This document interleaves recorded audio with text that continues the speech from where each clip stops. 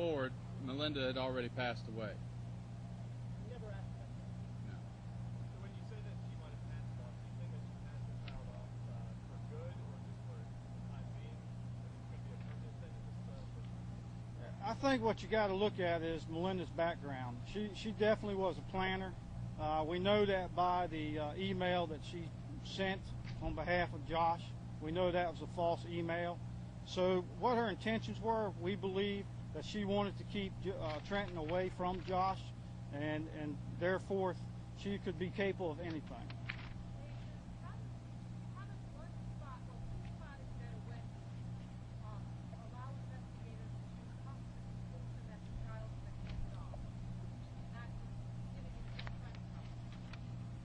Well, when you say hand it off, it could be any associate of Melinda. So I think we have to look at everybody, as you mentioned, the polygraphs and things of that nature.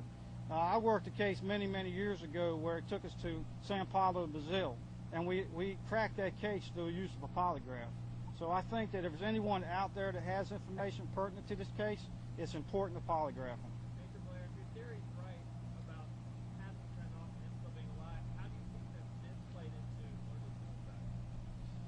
I think that you have to look at the suicide notes that Melinda left.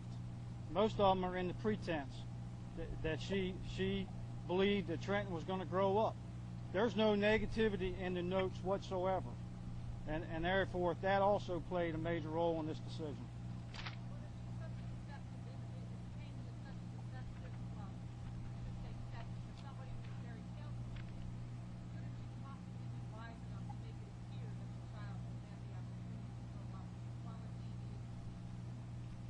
Can you ask that again?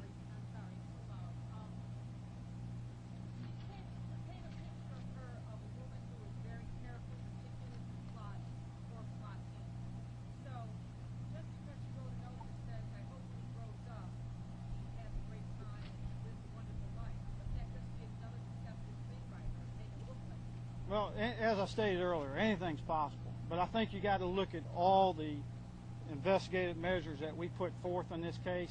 And I think you also got to look at, do we decide that we give up on the situation based on the fact that we have no evidence that any harm come to Trenton? Or do we go over here and say, let's believe this kid's alive and let's make every effort across the nation to try to find him?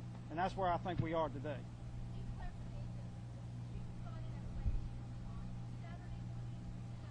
It was Sunday morning on the 27th. That was after. Yes, ma'am. Major, how were you guys able to nail down the exact people? Where's the significant amount of time that passed? And I would imagine that was one of the challenges, making sure she had her dates straight. Right?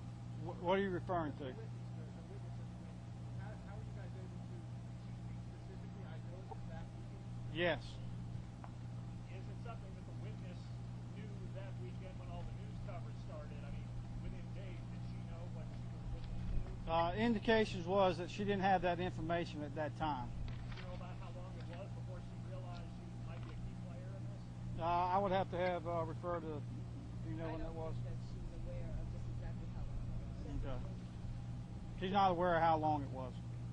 Where are you guys in the investigation and looking at her, tracking her cell phone records and contacts? We are, as the investigative team, parallel with Leesburg Police Department, are looking into additional records back further than what initially was. We're looking back approximately 6 months, see who she's been in contact with. We're also looking at reverse telephone records to see that there's a possibility that she could have used another cell phone or actually bought a prepaid phone card.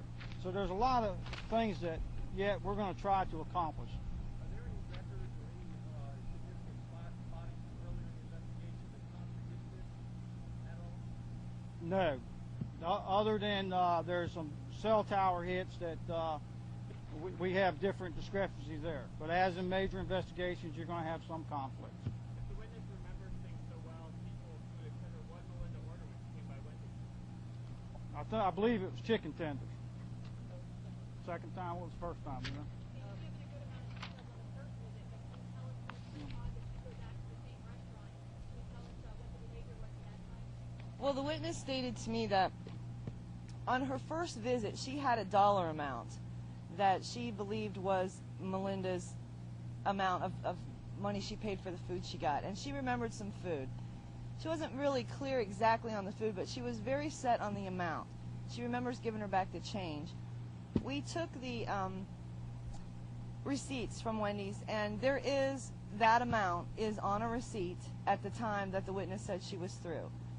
On the second trip, the witness said that she believed she remembered what she got, but she couldn't be very specific about that.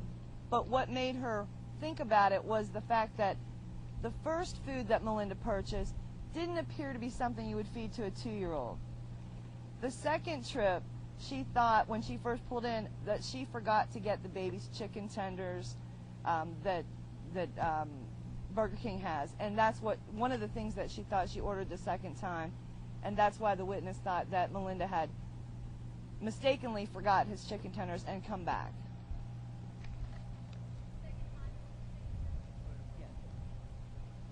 Yeah, the second time that she came back in, the witness believed that she got chicken tenders, and she wasn't sure exactly what else she got, but chicken tenders for sure. In Bellevue on 441. I'd like to take one more question, please. One more question. She would be returning to the location with the chicken tenders and hanging out at someone's house, correct? I mean, this is not a guarantee that she passes them off right then, is it? Well, I don't think anything's a guarantee. It's still under investigation. Was it a cash purchase or was it some type of record like a debit card? What we've investigated was a cash purchase. You deferred the adult video question to Leesburg Police. Is there anybody who can address that today? I know people still have questions about it. Can you speak on that? The FBI investigator, this is Major Rockefeller, Leesburg Police. The FBI and our investigative team did address that a couple of months, now 3 months back, and they looked into it, and there was no evidence that that there was any relation to the disappearance of Trenton or the pornographic video type business, whatever it was. So the investigative team looked into it. It was investigated, and they determined that there was no connection with the disappearance of Trenton.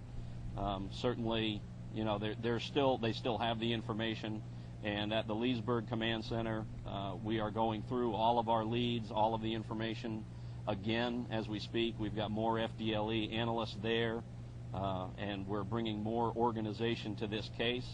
And we're making sure that of the 800-plus leads that we've received over the course of the investigation, some of them, you know, international, some of them national, and throughout the state of Florida, that every single one of those leads was appropriately followed up on or is appropriately followed up on. So that's one of the processes that we're undergoing right now. We're very supportive of any effort that the public and the media can do to keep Trenton's face in the spotlight. This is about Trenton. We need to find Trenton, and we have not ceased that investigative process.